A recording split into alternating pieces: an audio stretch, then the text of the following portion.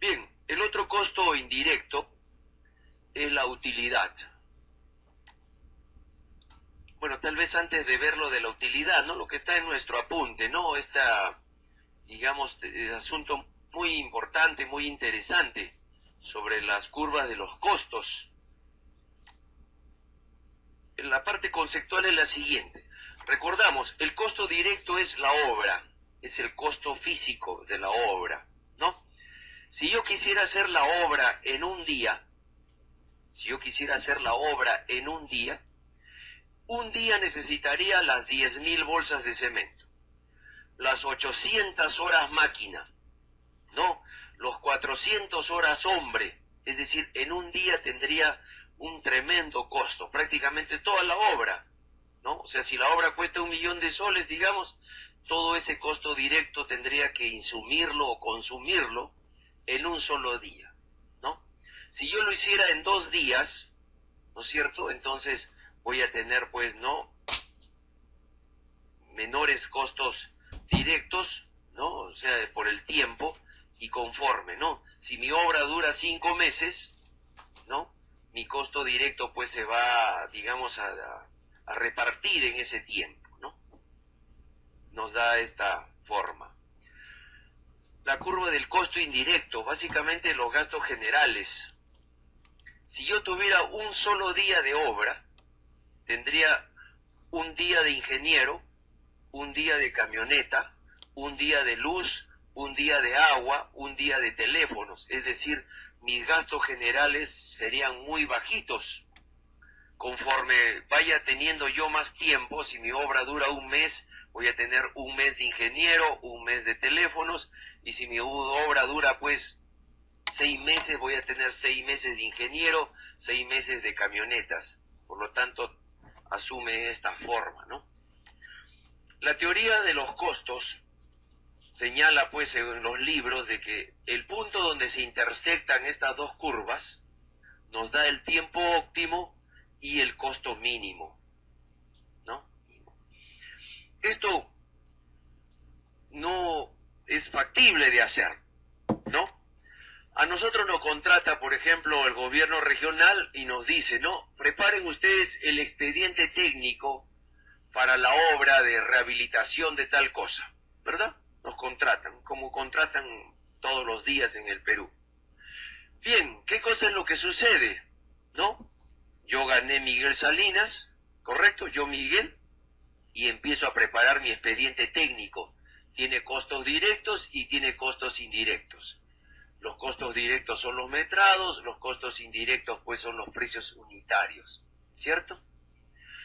Yo prepararé mis planos, los metraré, ¿no? Mis precios unitarios, recuerda que esto está vinculado con las especificaciones técnicas. De repente yo he considerado hacer mis concretos en obra con mezcladoras. Como yo he considerado hacer mis concretos con mezcladora, eso me da un precio y me da un costo de obra, ¿no? De repente tengo que hacer la partida demoliciones de pistas, de estas obras que están haciendo acá, ¿no es cierto? Han demolido pistas, han cortado, han fresado pistas. Entonces, yo puedo decidir cortar la pista, por ejemplo, o hacer esas demoliciones con martillo neumático. Eso está en mi especificación técnica. Eso me da un rendimiento y me da un precio unitario, ¿no? Y me va a dar un costo de obra. Un costo de obra según al método constructivo que yo he escogido. Ese método constructivo que yo escogí me va a determinar un plazo, ¿cierto? Me va a dar un plazo de tiempo. Como yo he escogido hacerlo con martillo, me voy a demorar pues 4 meses en demoler toda la avenida La Marina, ¿no? Bien, tengo entonces este costo directo, ¿no? Me determina un monto y ese monto un plazo. Recuerda que hablamos que la técnica está relacionada con el tiempo. Tengo un monto y un plazo. Es decir, tengo un solo punto. Si yo quisiera hacer mi gráfico del costo directo, ¿no? Acá está el tiempo. Yo he determinado, según mi método constructivo, que esta obra es de 4 meses. Y esos métodos constructivos de demoler con martillo, de hacer las cosas con mezcladora, me ha dado un costo de obra. Acá está, digamos, el costo de obra, ¿no? Y yo tengo un punto. Acá está mi monto y mi plazo. Tengo un punto. ¿Qué pasa con mi gasto general? Con mi costo indirecto, ¿no? Como yo he considerado una obra de 4 meses, recuerda, ¿no? Mi gasto general es variable, por ejemplo, van a ser en función de esos 4 meses. 4 meses de ingeniero, 4 meses de agua, 4 meses de camioneta, ¿no? Y eso me va a determinar, ¿no es cierto?, para esos 4 meses, un monto de gasto general, ¿no? Me va a dar un punto, ¿no? Así voy a tener, ¿no? O al revés, ¿no? Me va a dar un punto acá, ¿no? Y este 4 meses me va a dar el punto acá. Un costo directo. Bien, si de repente el expediente técnico lo hubiera hecho uno de ustedes, el mismo expediente, de repente hubieras optado por otros procedimientos constructivos, ¿no? Y de repente esos procedimientos te daban otro plazo y a ti te hubiera salido que esa obra se hacía en 6 meses, depende el método que tú utilices. Y te hubiera dado pues acá otro punto, ¿no? Y a mí me hubiera dado acá otro punto. Porque como era ya 6 meses, entonces hubieras tenido una curva así y esta curva así, ¿no? O está al revés, ¿no? ¿No? Está al revés la curva. No, está bien, ¿no? Tengo un día de gastos generales, ¿no? Bien, puede entonces esto hacerse. Esto no solamente es teoría, o sea, si yo tuviera suficiente tiempo para hacer 2 expedientes técnicos, va cambiando el método constructivo. Ustedes saben que eso depende, ¿no?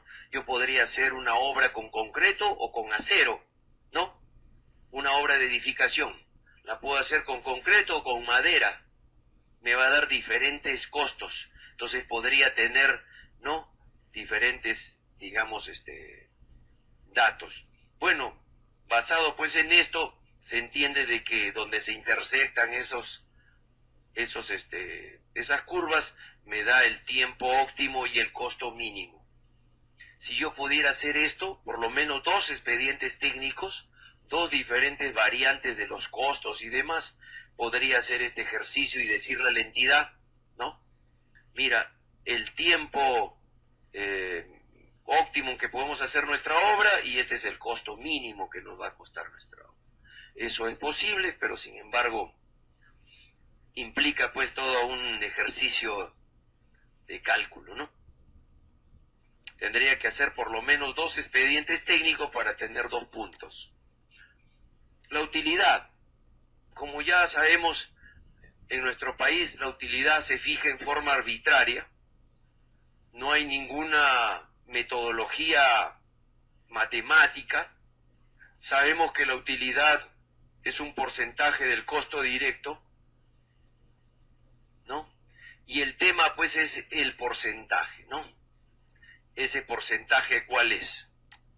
Bien, en nuestra proyección estamos planteando unas ideas, ¿no?, que existen. Hay otros alcances más en nuestro apunte, ¿no?, en nuestra separata, para determinar al menos el criterio para la utilidad. ¿Qué es una obra de bajo riesgo? A ver, ¿quién me puede decir? Una obra de bajo riesgo. Una obra de menor monto. A ver, no hay mucha, digamos, posibilidad de pérdidas, ¿no? Bueno, de alguna forma es como tú nos dices, ¿no?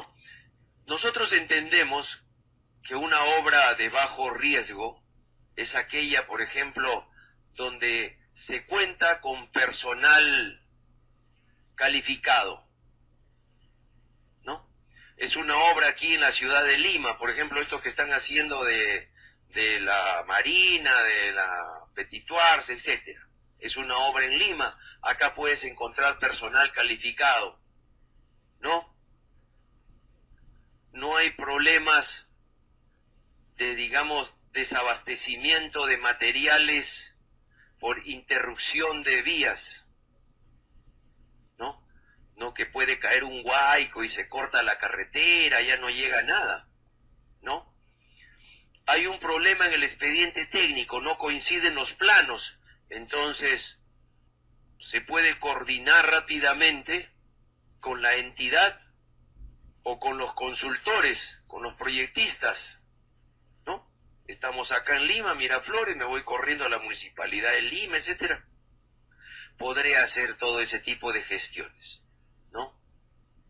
Digamos, se puede tener acceso a cualquier consulta, ¿no? Necesito consultar con un especialista, con otra cosa, con otra persona, está por acá, pues llamo al ingeniero Blanco y hay una consulta de estructuras, por ahí le pagarán, pero se puede manejar. Entonces, en este tipo de obras donde no hay tal vez tanta complicación desde el punto de vista de esto, ¿no?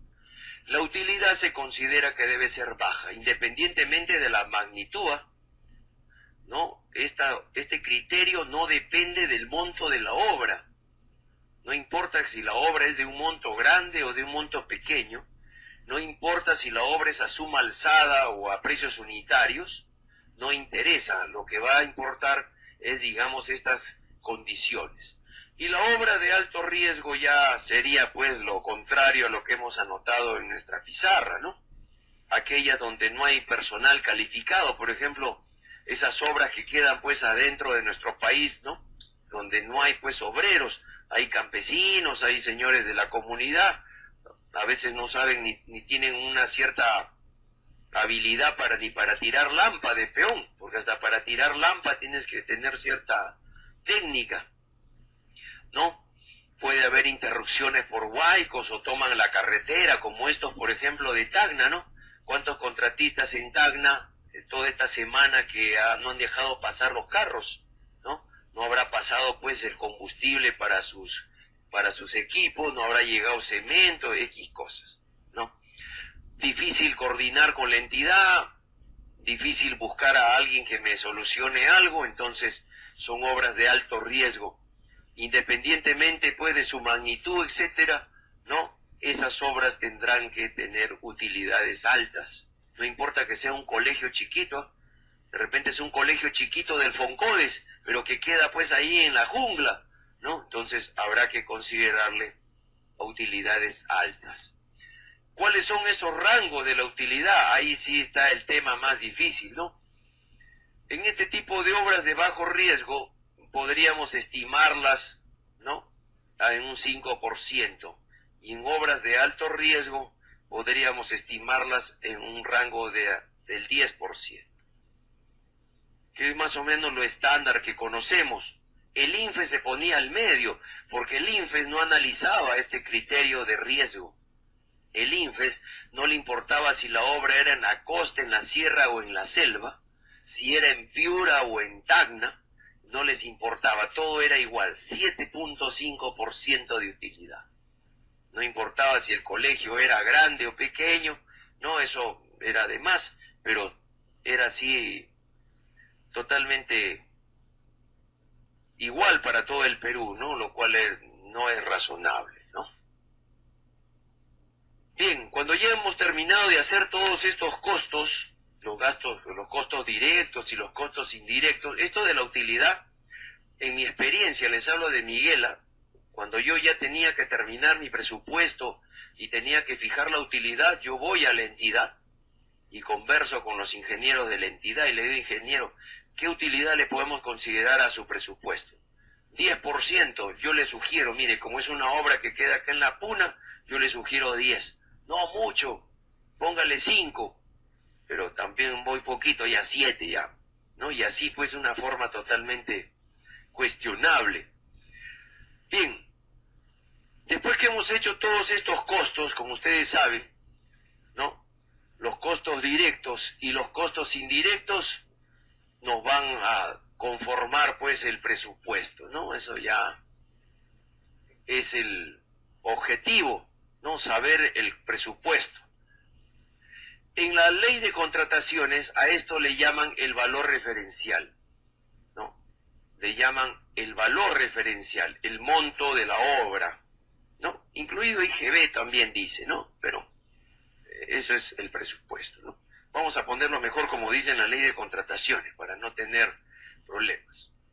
Tenemos los costos directos, los costos indirectos, el impuesto general a las ventas, vamos a llamarle así, y esto le llaman en la ley entonces el valor referencial, la sumatoria de eso.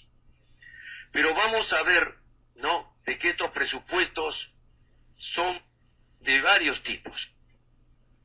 Ya todos sabemos que nuestro software, ¿no?, nos digitamos los metrados y va a jalar los precios. Tenemos el presupuesto en las obras por contrata. Ya todos ustedes lo conocen, pues un presupuesto, habrán hecho muchos presupuestos, ¿no? Ahí tenemos una idea de un pequeño presupuesto, ¿no? Las partidas, la unidad, los metrados, ¿no?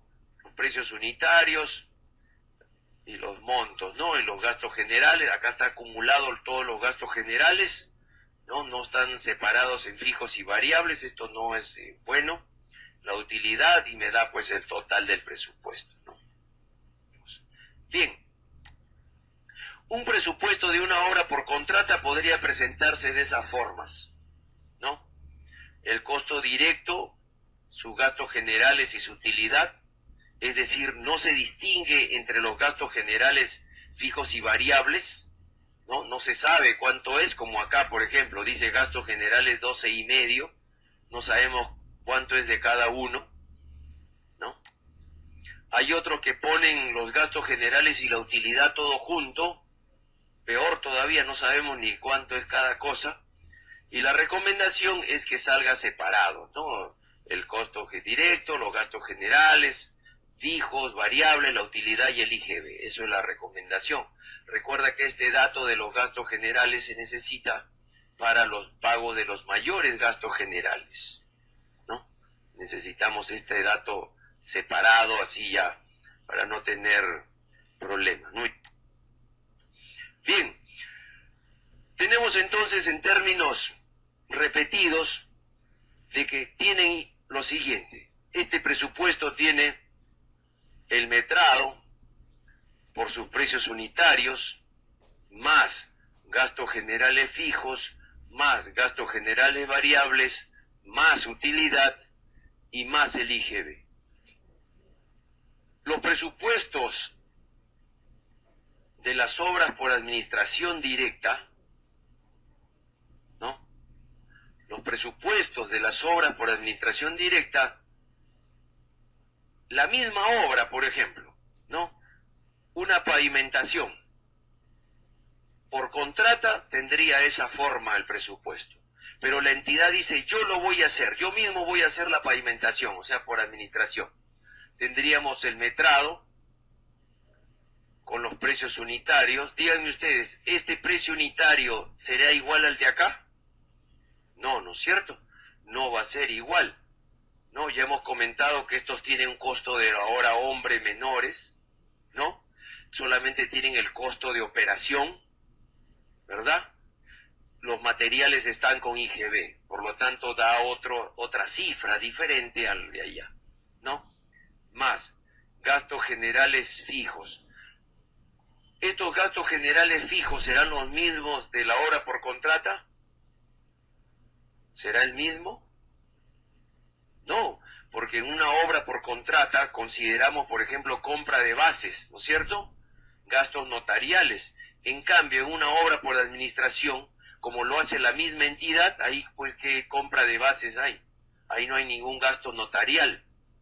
Pero sí habrá, por ejemplo, gastos de visita a la obra, sí puede haber, ¿no?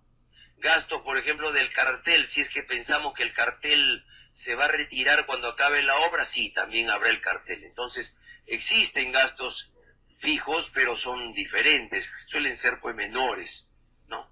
Más gastos generales variables, también tiene gastos variables, ¿no?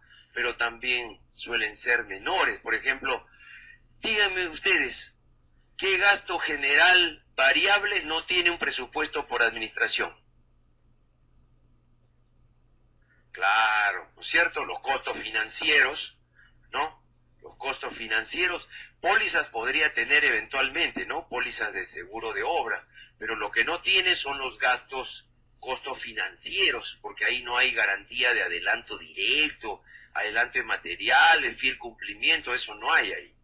Entonces, estos gastos, sí habrá ingeniero, habrá arquitecto, habrá el asistente, la camioneta, todo eso sí habrá, pero hay unos componentes que no tiene, como los costos financieros. ¿Tiene utilidad? No. ¿Tiene IGB? No tiene. Entonces ahí terminaría un presupuesto de una obra por administración. ¿Qué otro tipo de presupuesto hay? Los presupuestos adicionales. Así es. Los presupuestos de las obras adicionales. El tema de los presupuestos de las obras adicionales es un temaza. Es realmente un temaza. Podríamos estar acá 3 horas, 4 horas hablando de eso. Inclusive la Universidad Católica, el año pasado, en noviembre más o menos, organizó un seminario sobre obras adicionales que duró 5 días, de lunes a viernes, ¿no? Es un tema muy grande, muy controversial. En el artículo 265 del Decreto Supremo 2004 PCM, ¿no? En ese artículo 265 de la ley del reglamento de la ley de contrataciones, ¿no? El 084, están definidos los tipos de presupuestos adicionales según si es una obra a suma alzada o si es a precios unitarios. Y señala que hay 2 formas de calcular presupuestos adicionales en suma alzada y 2 formas en los precios unitarios. O sea, hay 4 formas de hacer los presupuestos adicionales, ¿no? Esto pues es no un tema interesante. En el suma alzada existen las 2 formas. ¿Cuál es la primera forma? Cuando se trata de partidas que existen en el valor referencial, es decir, en el presupuesto base, en el presupuesto contratado. Y el otro es cuando se trata de partidas que no existen en el valor referencial. Recuerda que pusimos que valor referencial era la suma de todos esos conceptos, ¿no es cierto? O sea, no está esa partida en el presupuesto, no está en el presupuesto. ¿Cómo dice la ley de contrataciones que se calcula este presupuesto adicional? Dice, este presupuesto adicional, vamos a llamarle así 1, se calcula como el metrado adicional multiplicado por el precio unitario que está en el valor referencial, pero afectado por el factor de relación, ¿no? Enseguida vamos a ver qué cosa es eso, ¿no? Más los gastos generales del valor referencial, o sea, del expediente técnico, pero afectado por el factor de relación, más la utilidad del expediente técnico, pero afectado por el factor de relación, FR, ¿no? ¿Qué cosa es el factor de relación? O sea, ¿qué cosa es el FR? FR, su nombre técnico en la ley de contrataciones es factor de relación. Y viene a ser la relación entre el monto ofertado y el valor referencial, ¿no? Es la relación entre el monto ofertado y el valor referencial. En las obras públicas, ¿hasta qué monto pueden ofertar los contratistas? ¿O en qué rango pueden ofertar? En las obras públicas, ¿en qué rango pueden ofertar los contratistas? La entidad dice, mi obra cuesta 1 millón. ¿En qué rango pueden ofertar? Más o menos 10%, ¿no es cierto? Pueden ofertar entre 900.000 y 1.100.000. Ese es el rango que permite la ley de contrataciones, ¿no? ¿Correcto? Las ofertas, entonces, pueden ser entre el 110% del valor referencial de la obra y el 90% del valor referencial de la obra. Si la entidad dice esta obra cuesta 1.000.000, las ofertas pueden ser entre 900.000 y 1.100.000. Si alguien oferta fuera de esos rangos, es descalificado. Si eso es así, si las ofertas están en estos rangos, yo les pregunto, ¿el factor de relación en qué rangos está? ¿Entre cuánto y cuánto? Así es, ¿no es cierto? Entre 0.9 y 1.10. Entonces el factor de relación está en ese rango, entre 90, 0.9 y 1.10. Correcto. Significa entonces que cuando yo tengo un presupuesto adicional, ¿no?, en suma alzada, con partidas que ya existen en el presupuesto, utilizaré esos precios del valor referencial, pero los castigaré en función al monto que ofertó el contratista. De repente el contratista ofertó al 90% por 0.9, ¿no? Sus gastos generales también, lo que ofertó lo que están en el expediente técnico, ¿no?, por 0.9. Y cuando se trata de un suma alzada donde son partidas que no existen en el expediente técnico, no están, ¿no? Tenemos en el segundo caso entonces ese presupuesto adicional, ¿no?, del segundo caso sería, ¿no?, el metrado adicional multiplicado.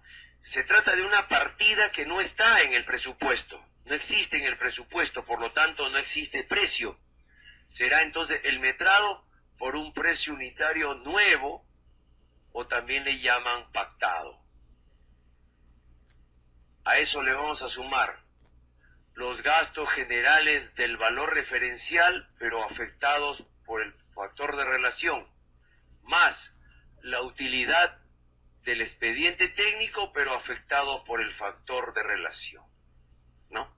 De esa manera, entonces, ¿no?, se va a considerar los gastos en los presupuestos adicionales, ¿no?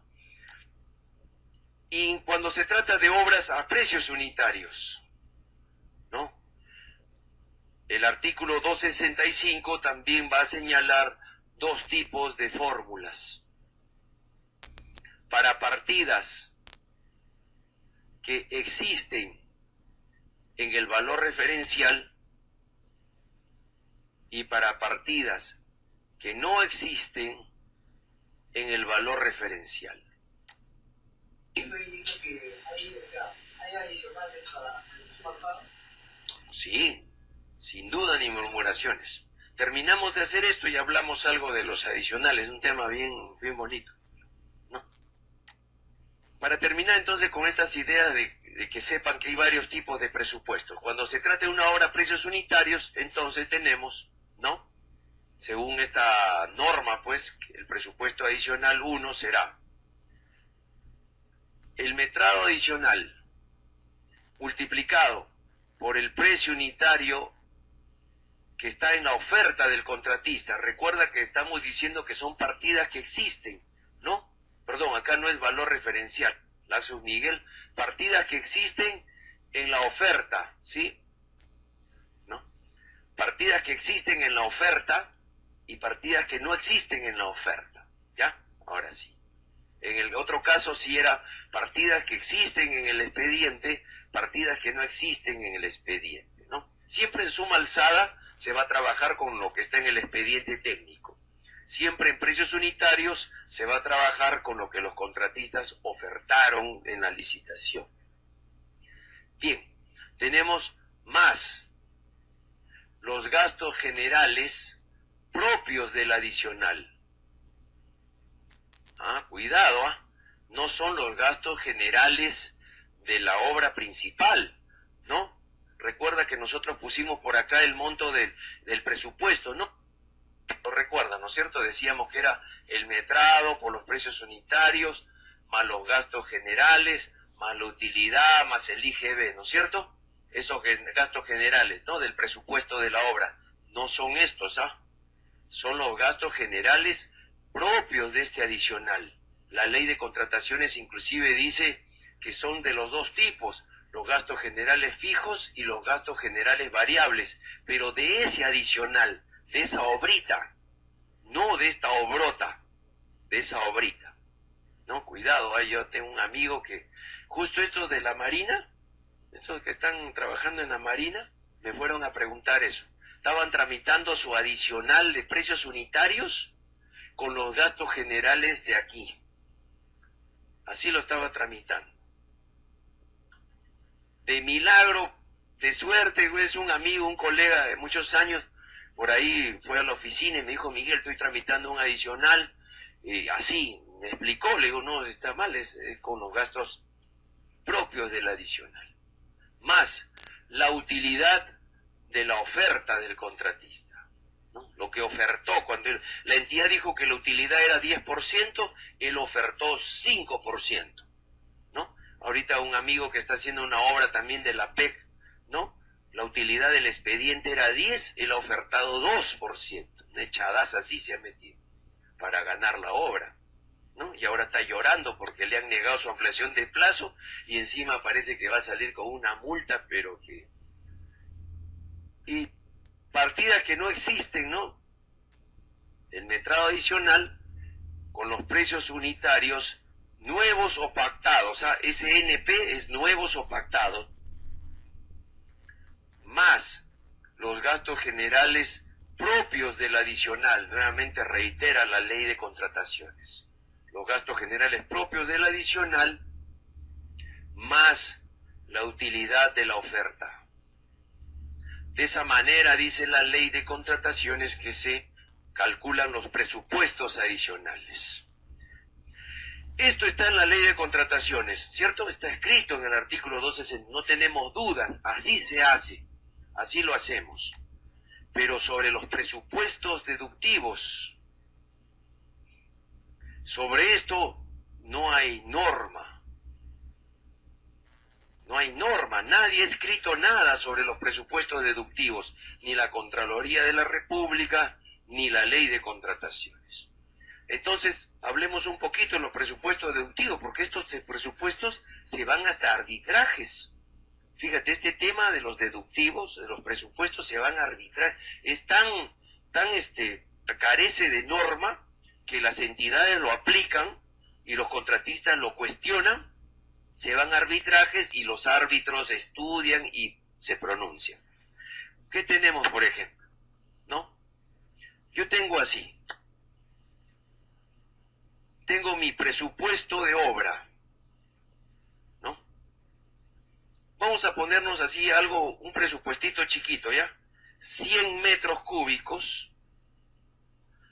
a 10 soles el cubo, esto me da 1000 soles, ¿verdad?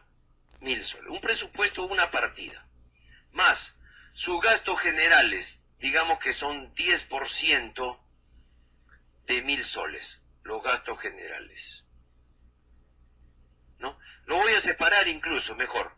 Gastos generales fijos, le voy a poner mejor gastos generales fijos 2%, más 8% de 1000 soles, gastos generales variables, ¿ya? Gastos generales fijos 2%, gastos generales variables 8%, ¿no? Más la utilidad, vamos a ponerle la utilidad 10%, ¿no? De 1000 soles, ¿cierto? Tenemos entonces acá gastos fijos 20 soles, ¿no? Gastos variables 80 soles y utilidad 100 soles, ¿ya? No nos metemos con el IGB solo para facturar, ¿no? El IGB solo es para el momento de facturar. Lo dejamos ahí, faltaría por supuesto su IGB, ahí lo deja. Bien, nosotros hemos dicho que estos gastos, ¿no?, ocurren una sola vez, ¿correcto? O sea, ya gastó ese señor, ya gastó eso una sola vez. Hizo el cartel, hizo el campamento, pagó para comprar las bases, pagó a un señor para que vaya a la obra, ya gastó esos 20 soles. Así está el presupuesto. Pero ahora estamos ya en obra y resulta que en obra dicen, ¿sabes qué? Ya no van a ser 100 cubos, ¿ah? Solamente van a ser 80 cubos, ¿no? El Badén no tiene 100 metros cúbicos, tiene solamente 80 metros cúbicos. Aparece entonces ¿no? En obra hay 20 cubos, ¿no?, de deductivo. No se va a hacer, no se necesitan, ¿no?, etcétera. Ese tema es bien interesante. Tengo que preparar entonces el presupuesto deductivo. Ustedes dirían lo siguiente: bueno, pues acá está presupuesto deductivo. A ver, metrado deductivo, 20 cubos, ¿no? ¿Cierto? 20 cubos. Por el precio de eso, 10 soles. Tengo acá 200 soles. Más, ¿no?, sus gastos generales fijos, el 2% de 200 soles.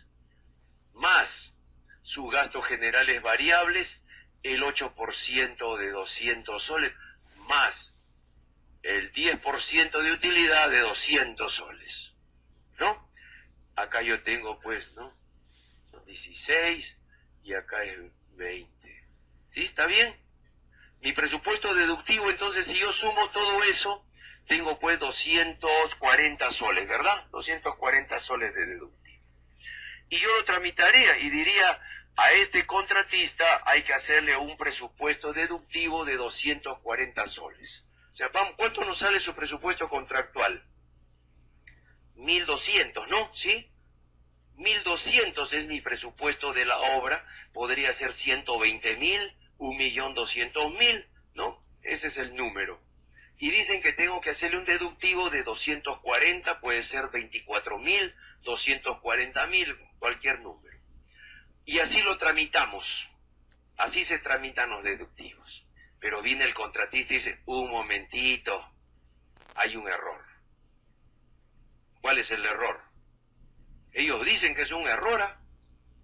Y hay muchos laudos arbitrales que han confirmado es un error. A ver, ¿quién me dice? ¿No? Claro, ¿no? Vienen los contratistas y dicen: un momentito, los presupuestos deductivos no pueden descontarme el gasto general fijo. Mi gasto general fijo son 20 soles. Ustedes mismos dijeron que es un gasto que ocurre una sola vez, o sea, eso ya ocurrió. O sea, yo ya gasté los 20 soles, ya lo gasté. No me vas a venir ahora solamente a pagarme 16 soles, ¿no? Yo he gastado 20 soles, por eso se llama gasto fijo. No me vas a pagar 16 soles. Por lo tanto, esto no debe participar en un deductivo, dicen, y se van a arbitrajes.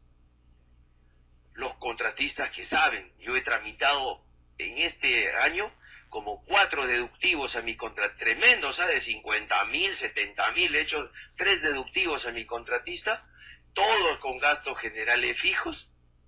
Todavía lo ha firmado. Miguel, ¿dónde firmo? Acá, le digo.